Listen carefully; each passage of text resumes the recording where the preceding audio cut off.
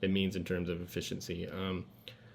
So what you need to know is every play in a game has an expected points added for based on down, distance, and field position.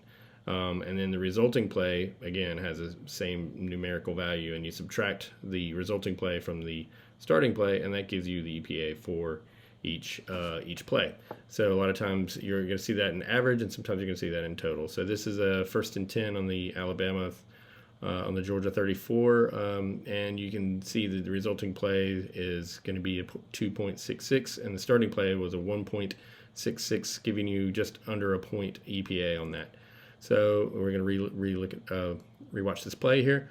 Same play, and then so the next play starts with that 2.66, and then you take the resulting play and you subtract it, and that's going to give you another number. This is a 2nd and 9 scramble from Stetson Bennett, and the expected points added for that play was 1.3 to that. So we're going to get a couple negative EPA plays. One's going to be this 2nd and 1 conversion on, but again, that's a slight negative EPA play in terms of overall efficiency based on that down and distance and field position. Yet another, I believe this is an incomplete pass.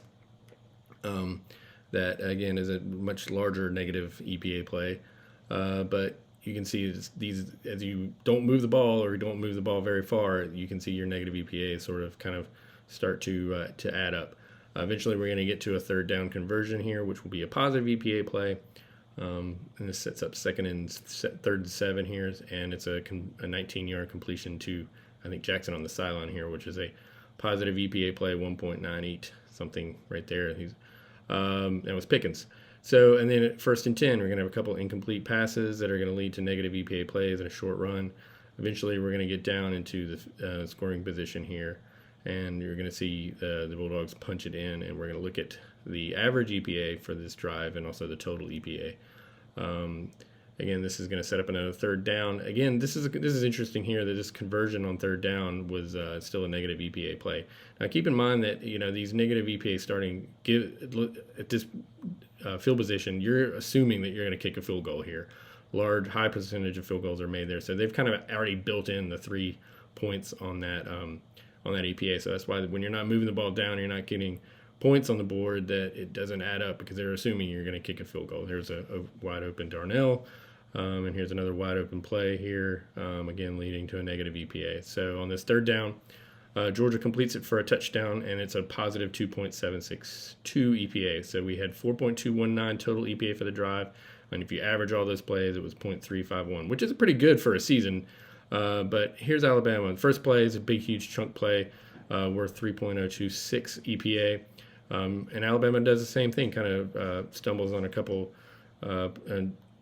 passing play, incomplete passing play, or a short passing play here completed. Again, not moving the ball down the field, negative EPA play, a short run here, possibly for a loss, and that's a negative 0.885 EPA. Getting all the way down to the 3rd down play, which is a chunk yardage play, a conversion on 1st down. I've been converting for a 1st down and a 1.719 EPA play, and that's going to set up eventually another short gain for a negative 1.18 EPA, and then the 2nd and 7 touchdown play, which is going to put 2.736 EPA. Now, those are both scoring drives, both put up 6 points on the board, but you can see that Alabama's total EPA with having fewer negative EPA plays, and the average, you can see how much more efficient Alabama was on those 2 drives, right? Looking at those 2 side by side. So you can extrapolate that out for the whole season, and Georgia put up some points, and Georgia was competitive in a lot of games, but they were not as efficient as they could have been, and Alabama was efficient in firing on all cylinders for the entire season all the way to the national championship. So I know I threw a lot of words at you, a lot of numbers, but you want to scrub back and look at it, but you can just see how each one of those plays value is based on. Again, it's down, distance, and field position. You start with one number, and then you take the resulting plays number and you subtract it, and that gives you the EPA for each play. So I know it's kind of nerdy, but that's what we talk about, and I just want to try to explain it to as many people as I can. Thanks for checking it out.